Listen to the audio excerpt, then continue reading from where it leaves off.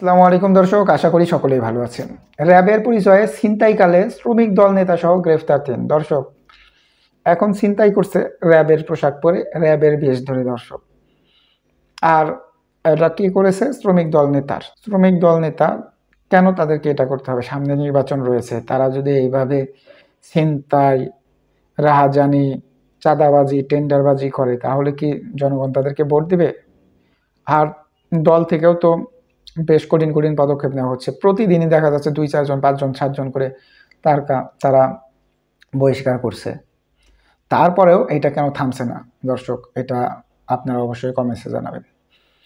RAB সদস্য পরিচয়ে পান ব্যবসায়ীর কাছ থেকে নগদ অর্থ ছিনিয়ে ঘটনায় শ্রমিক দল নেতাসহ ৩ জন ভুয়া র্যাব সদস্যকে গ্রেপ্তার করেছে পুলিশ। অর্থাৎ একজন পান ব্যবসায়ীর কাছ থেকে নগদ অর্থ ছিনিয়ে নিয়েছে র্যাব পরিচয় দিয়ে। পরবর্তীতে পুলিশ তাদেরকে গ্রেপ্তার করেছে।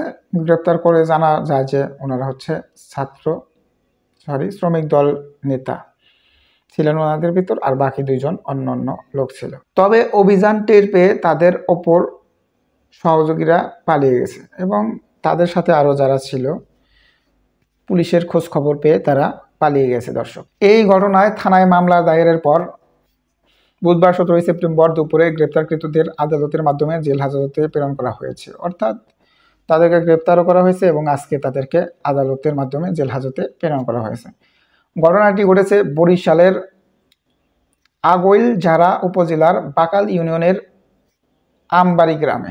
গ্রেপ্তারকৃতরা হলেন আগৈলঝাড়া উপজেলার বাগদা ইউনিয়ন নগীরপাড়া গ্রামের মৃত আব্দুল মজিদ মোল্লার ছেলে ও বাগদা ইউনিয়নের শ্রমিক দলের সাংগঠনিক সম্পাদক রাসেল মোল্লা, একই উপজেলার উত্তর চাঁদত্রিশিয়ারা গ্রামের দুলাল মোল্লার ছেলে রমজান মোল্লা এবং বাকাল ইউনিয়নের পূর্ব পয়সা গ্রামের নাগেন হালদারের ছেলে নরোত্তম হালদার।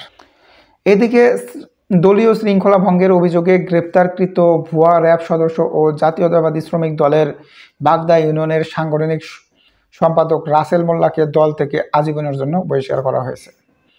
দর্শক, আসলেই এরা হচ্ছে গিয়ে বিএনপির জন্য ক্ষতিকর বিস্ফোরা। বিএনপিকে ধ্বংসই করছে এরা। বিএনপির গুটি কয়েক নেতা কর্মী তারা হচ্ছে গিয়ে বিভিন্ন ধরনের অপরাধের সাথে যুক্ত হয়ে দেশবাসীদেরকে বোঝাতে চাচ্ছেন যে বিএনপি ভালো দল নয়। দেশবাসীর কাছে এরকম একটা সিগন্যাল কিন্তু অলরেডি পৌঁছে গেছে। এ থেকে উত্তরণের জন্য এই ধরনের নেতাকর্মীদেরকে দ্রুত দল থেকে অপসারণ এবং আইনের আওতায় আনার উদ্যোগ নিয়েছে বিএনপি।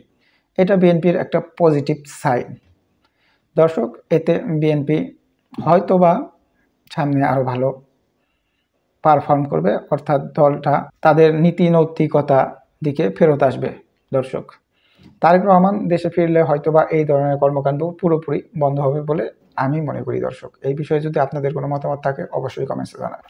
বুধবার দুপুরে আগৈলঝাড়া উপজেলা শ্রমিক দলের সভাপতি আল সজল আলাল ও সাধারণ সম্পাদক সিকদার মোহাম্মদ লিটন স্বাক্ষরিত এক বিজ্ঞপ্তির মাধ্যমে বহিষ্কারের বিষয়টি নিশ্চিত করা হয়েছে। আগৈলঝাড়া থানার ভারপ্রাপ্ত অফিসার ইনচার্জ অলিউল ইসলাম জানিয়েছেন, আমবাড়ি এলাকা থেকে মঙ্গলবার ১৬ সেপ্টেম্বর রাতে র্যাব পরিচয়ে বিভিন্ন ধরনের ভয়ভীতি দেখিয়ে চাঁদা দাবি ও নগদ টাকা ছিনতাই করে পালিয়ে যাওয়ার সময় থানা পুলিশ ৩ জনকে গ্রেপ্তার করেছে। এই সময় গ্রেপ্তারকৃতদের গায়ে র্যাবের কোটি পরা ছিল দর্শক। ওনারা কিন্তু ছিনতাই করেছে, তাও আবার র্যাবের পোশাক পরে। পুলিশ যখন তাদেরকে গ্রেপ্তার করেছে তাদের পোশাকে ছিল হচ্ছে র্যাবের কোটি পরা। দর্শক, আসলে এদেরকে আইনের আওতায় এনে কঠিন শাস্তির ব্যবস্থা করতে হবে, তাহলে দেশ থেকে এই ধরনের চাঁদাবাজি ছিনতাই বন্ধ হবে। ধন্যবাদ সকলকে। আসসালামু আলাইকুম।